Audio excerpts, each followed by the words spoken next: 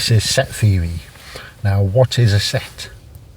A set can be thought of as a collection of objects such as points, numbers, functions, or sets of sets. Each object of a set is an element or member of the set, and an element belongs to or in a set. Now take a set of numbers, say 4932.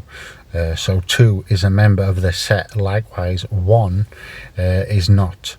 Now we'll draw this in a Venn diagram here, which is often shown pictorially in this kind of form to illustrate. So 1 is outside of the set. Now where S denotes the set, and some notation.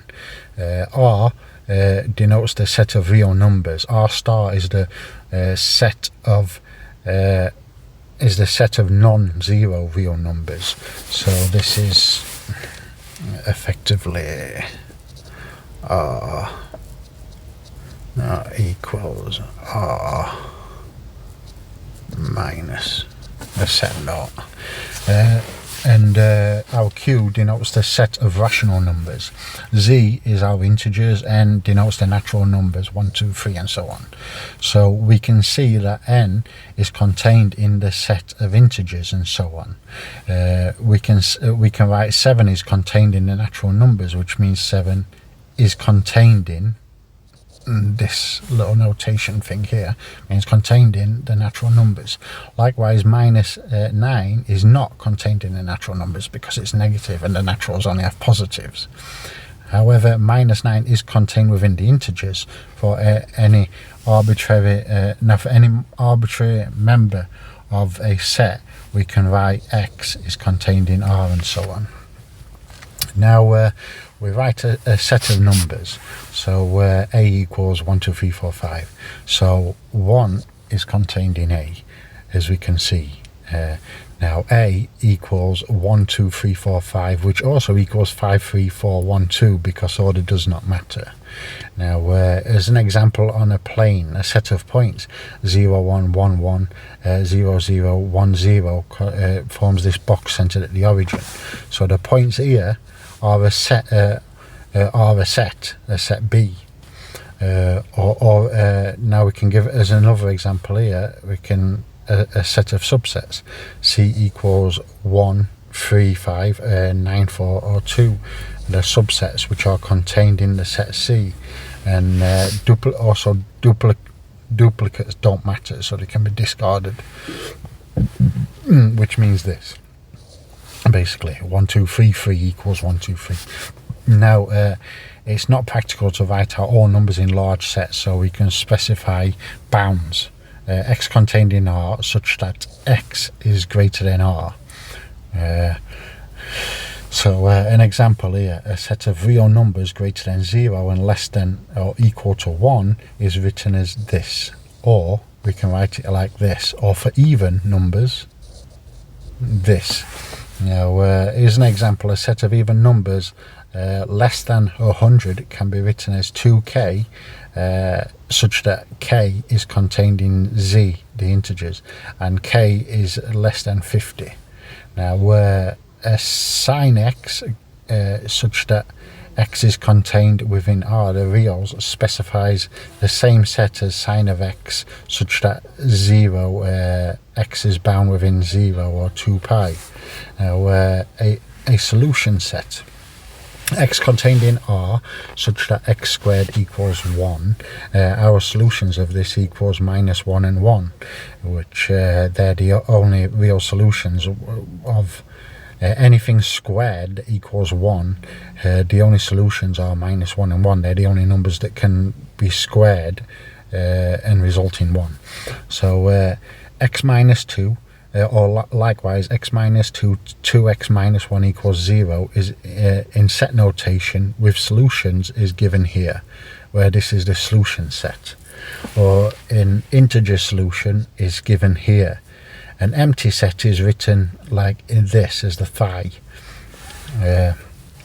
Now plane sets, a set of all points x, y in a plane such that y equals mx plus c, that's our equation of the straight line, can be is written as this, a line L1, x, y contained in R to the r squared, which is our plane, y equals mx plus c. Now y equals mx plus c, we know it's there, and the gradient is m, and our intercept is c, and this is our line, and the x and y. Now circles as a set. Now c equals xy contained in r squared of x minus a squared plus y minus b squared equals r squared. This is our equation for the circle, or is drawn here for clarity. For a unit circle we have this. It's just equal to 1. Now we're demonstrating in half planes and discs. Consider a line equals L equals xy contained in r squared, where y equals 1 minus x. So this is our line, which splits the plane into 3 parts: the line itself, the part above, and part below, which is h2, h1, and so on. Now the line itself, the set h1, the set h2, for any point p of x in h1, the point q x 1 minus x lies in the plane directly below p.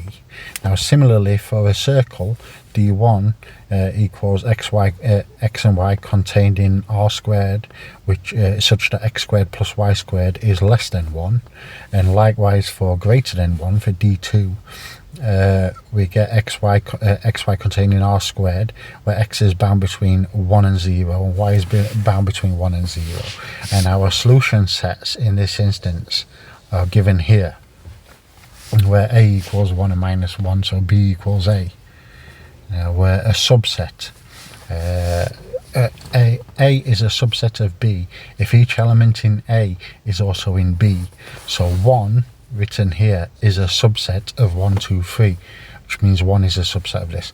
Or b contains a, where b is written in this way: b contains a. Or likewise, b does not contain a is the notation.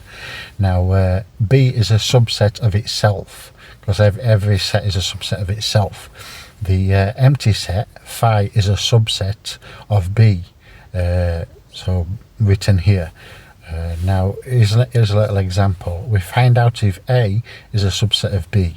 For a equals 1, 2, and minus 4, and b equals x contained in r, such that x to the 5 plus 4x squared, 4x to the 4 minus x minus 4 equals 0. Now the elements 1, 2, minus 4 contained in r, so if we're plugging in those values, we'll get 0 here. So this 1 plugged in is contained within b above. Now if we plug in the other value, we'll get this, where we're plugging in 2, which will give us 90, which obviously this one doesn't equal 0, which is what's been specified. So 2 is not contained within b, hence a is not a subset of b. Now here's another example of a circle. Xy contained in r squared equals x squared plus y squared is less than 1, and b xy contained in r squared, where x is less than 1. So we draw here x equals 1, we just get this straight line. 1's there, intersection. A is here within the circle, b is outside the circle, as shown here. Of a unit circle. In this case it looks like a is a subset of b, but we need to check this algebraically. We'll let xy be an arbitrary element of a, then xy is a point in r squared with x squared plus y squared is less than 1. Since y squared is greater or equal to 0, this implies that x squared is less than 1, hence x less than 1, thus xy is contained in b. Since xy is an arbitrary element of a, we conclude that a is a subset of b. Now here are unions. An example: let a and b be any 2 sets, then the union of a and b is the set a union b here, such that x is contained in a, or x contained in b. Now here's an example. H is this set here and D is this set here. This is the circle and this is just a line. So this is the line, this is the circle, and the equation of the circle is here.